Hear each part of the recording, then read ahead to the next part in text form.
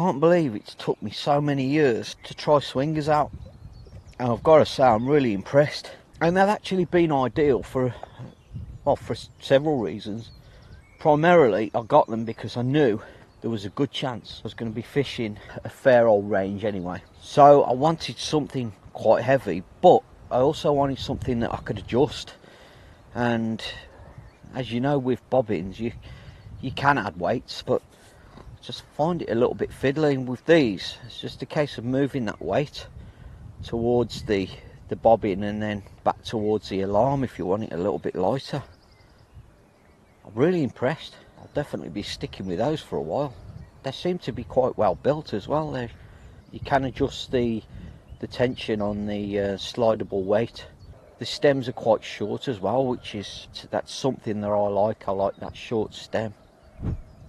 But yeah, really good. You can really ramp up that tension. So if you do get a drop back, bang, it will go down. There's no messing.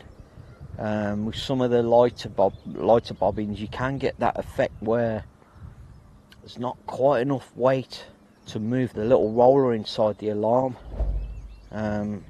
So you've got to sort of weigh it all up really, what suits your style of fishing.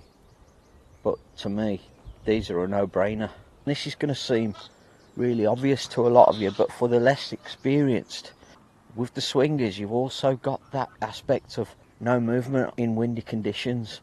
Now, it's been quite windy, so if I'd have used my slugs, I'd have been getting beeps through the night. And yes, I know you can turn the sensitivity of the alarms down, but with these swingers you can have the sensitivity ramped up and you're still not getting those beeps from the wind, which it's a godsend through the night. So yeah, really impressed with those. So this isn't isn't me banging on about what you should do. It's just a little tip for those of you that have never tried swingers and are maybe new to it, maybe new to fishing or carp fishing. And yeah, I just thought I'd just mention that.